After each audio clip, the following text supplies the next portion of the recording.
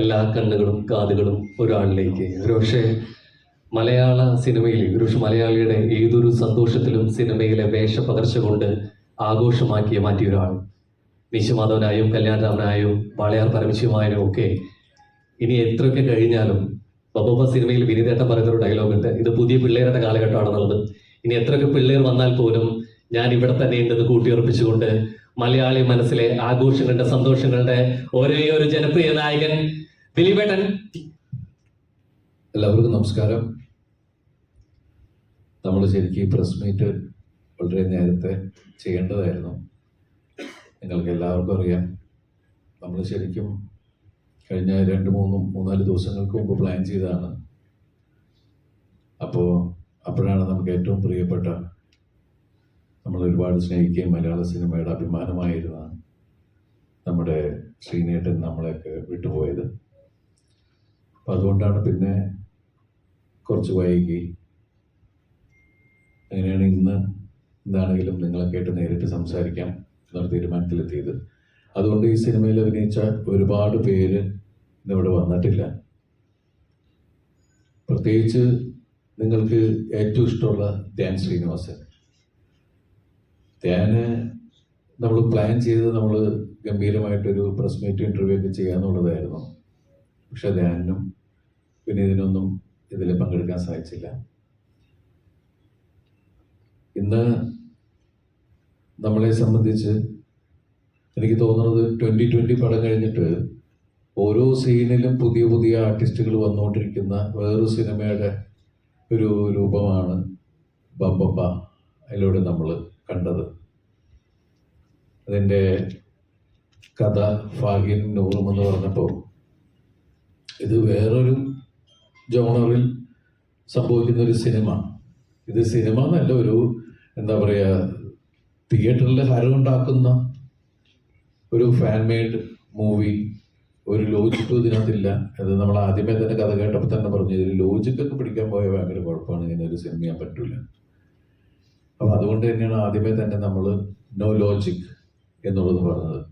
ലാലേട്ടൻ തന്നെ ഇതിനു മുമ്പുള്ള ഇൻ്റർവ്യൂവിൽ പറഞ്ഞിട്ടുണ്ട്, സിനിമയെ കീറിമുറിക്കുന്ന രീതിയിൽ, ആ സിനിമയെ പോസ്റ്റ്മോർട്ടം ചെയ്യുന്ന രീതിയിലുള്ള ആളുകൾ ഈ സിനിമ കാണാൻ വന്നാൽ അവർക്ക് ദഹിക്കില്ല, അങ്ങനെയുള്ള ഒരു സിനിമ കാണണ്ട എന്നുള്ള രീതിയിൽ ആദ്യമേ തന്നെ പറഞ്ഞിട്ടുണ്ടായിരുന്നു. ഇത് നമ്മൾ ഒന്നും പ്രതീക്ഷിച്ചിട്ടില്ല. ഒരു അവകാശവാദങ്ങളും ഇല്ലാതെ തിയേറ്ററിൽ ആഘോഷമാക്കുക. നമ്മൾ ധനജയൊക്കെ എൻ്റെ അടുത്ത് പറഞ്ഞത്, ഞങ്ങളൊക്കെ നിങ്ങളുടെ സിനിമകൾ കണ്ടിട്ട് നമ്മൾ വീണ്ടും കാണാൻ ആഗ്രഹിക്കുന്ന കുറച്ച് കാര്യങ്ങൾ നിങ്ങളെല്ലാവരും ഞങ്ങൾക്ക് വീണ്ടും ചെയ്തു തരണം. അതെനിക്ക് തോന്നുന്നു ഏറ്റവും കൂടുതൽ അങ്ങനെയുള്ള കാര്യങ്ങൾ റിക്വസ്റ്റ് ചെയ്ത് ലാലേട്ടനെ കൊണ്ടാണ് ചെയ്യിപ്പിച്ചിട്ടുള്ളത്. പക്ഷേ ആ കാൽക്കുലേഷൻ കറക്റ്റായിരുന്നു. കാരണം തിയേറ്ററിലൊക്കെ നമ്മൾ അതിൻ്റെ ഒരു ആവേശം, ആ സന്തോഷമൊക്കെ നമ്മൾ കണ്ടാണ്. ഒരു വലിയ ഗ്രാൻഡിയറിൽ ഒരുപാട് ആർട്ടിസ്റ്റുകൾ ഇങ്ങനെ വന്നു പോയിക്കൊണ്ടേയിരിക്കുന്നു. പിന്നെ ഇതിൻ്റെ ബിഗിനിങ്ങിൽ തന്നെ ടീച്ചർ പറഞ്ഞ പോലെ എല്ലാ മനുഷ്യരിലും ഒരു ഭ്രാന്തനുണ്ട് എന്നുള്ളതാണ്. നമ്മുടെയൊക്കെ ജീവിതം ശരിക്കും പറഞ്ഞ ഒരു നൂലുമേ കൂടി ഉള്ളതാണ്. അങ്ങോട്ട് പോയാൽ ഭ്രാന്ത്, ഇങ്ങോട്ട് വന്ന നോർമൽ എന്നൊക്കെ പറയുന്ന രീതിയിലാണ് നമ്മൾ പോയിക്കൊണ്ടിരിക്കുന്നത് തന്നെ. അപ്പോൾ ഒരു welcome to the world of madness എന്ന് പറഞ്ഞിട്ടാണ് നമ്മൾ സിനിമ തുടങ്ങിയിരിക്കുന്നത്. ഈ സിനിമ ആഘോഷിക്കാനുള്ള സിനിമയാണ്.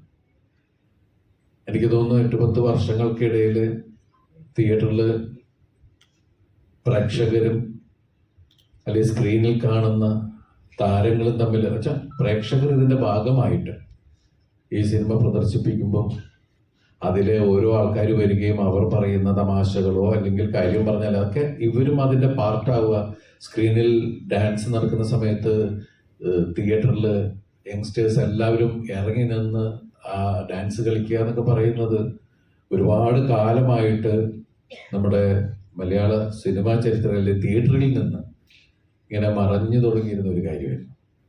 അപ്പോൾ ആ ആവേശം ശരിക്കും നമ്മൾ തിയേറ്ററിൽ ഭയങ്കര ഒരു എന്താ പറയുക, ആഘോഷം, ഒരു ഉത്സവം നടക്കുന്ന പോലെയുള്ള ഒരു പ്രതീതി ഉണ്ടാക്കുക.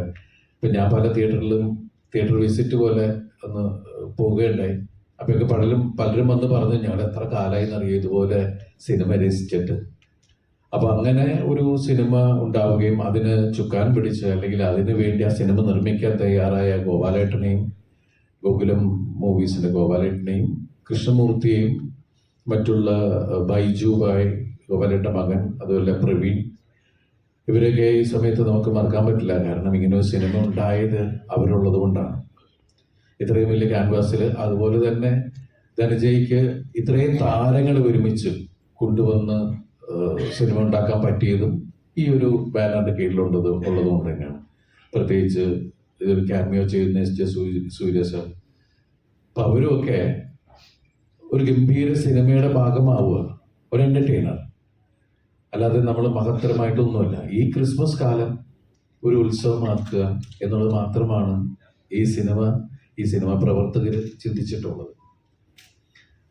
അപ്പൊ ആ ആഘോഷം ഇപ്പം നമ്മൾ ആദ്യമേ തന്നെ ഇങ്ങനെ ചിന്ത ഉണ്ടായിരുന്നു. കാരണം ട്രെയിലറും കാര്യങ്ങളൊക്കെ വന്നത് സിനിമയ്ക്ക് ഒരുപാട് എക്സ്പെക്ടേഷൻ വന്നപ്പോൾ സിനിമ റിലീസ് ചെയ്ത് കഴിഞ്ഞിട്ട് പ്രസ്സുമായിട്ട് സംസാരിക്കാം. കാരണം നിങ്ങൾ സിനിമ കണ്ട ആൾക്കാരാണ്. സിനിമ കണ്ടതിന് ശേഷമാണ് നമ്മളായിട്ട് സംസാരിക്കുന്നത്. അപ്പം നമ്മളിത് മറച്ചു വെച്ചിട്ടൊന്നുമല്ല സംസാരിക്കുന്നത്, നേരെ തന്നെയാണ് സംസാരിക്കുന്നത്. അപ്പം അങ്ങനെ ഒരു കൂടിക്കാഴ്ച നമ്മളിപ്പോൾ നടത്തിയിരിക്കുകയാണ്. ഇനി മുന്നോട്ടുള്ള യാത്രയിലും നമ്മൾക്ക് ഈ സിനിമ വലിയ ഒരു രീതിയിൽ, എനിക്ക് തോന്നുന്നത് ഞാൻ അഭിനയിച്ച ഒരു സിനിമ, ഇതിപ്പോൾ എൻ്റെ സിനിമ മാത്രമല്ല, ഇദ്ദേഹത്തിൻ്റെ ധനജയുടെ ആദ്യത്തെ സിനിമയാണ്. ഫാഹിനും നൂറും ചെയ്യുന്ന അവരെഴുതിയ ആദ്യത്തെ സിനിമയാണ്.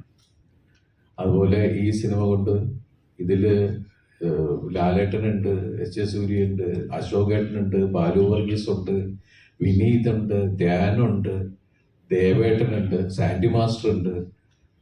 അങ്ങനെ തുടങ്ങുന്ന ഒരു വലിയ നീണ്ട നിര തന്നെയാണ് സിനിമയിൽ. ശരണി ചേച്ചി തുടങ്ങിയ ഒരുപാട് ആൾക്കാർ നിങ്ങളെല്ലാം കണ്ടതാണ്. അപ്പൊ അവർക്ക് ഇപ്പൊ ഈ അതുപോലെ എടുത്തു പറയേണ്ട ഒരാൾ ബൈജു സന്തോഷ്. ബൈജുവായി ഇതിൽ വളരെ പ്രധാനപ്പെട്ട വേഷം തന്നെയാണ് ചെയ്തിരിക്കുന്നത്. അപ്പോൾ ഈ സിനിമയിൽ ഈ സിനിമ ഷൂട്ടിങ്ങിന് ആൾക്കാരെ കൊണ്ടുവരുന്നേക്കാളും വലിയ ബുദ്ധിമുട്ടായിരുന്നു. കാരണം വെച്ചാൽ ഒരു ഇന്റർവ്യൂവിന്റെ മുമ്പിലേക്ക് എല്ലാവരും ഒത്തു കിട്ടുക എന്ന് പറയുന്നത്. പലരും ഷൂട്ടിങ്ങിലും ഒക്കെയാണ്. പിന്നെ നമ്മൾ വിചാരിച്ച പോലെ ചെയ്യാൻ പറ്റിയില്ല, കുറച്ച് കഴിഞ്ഞു പോയി.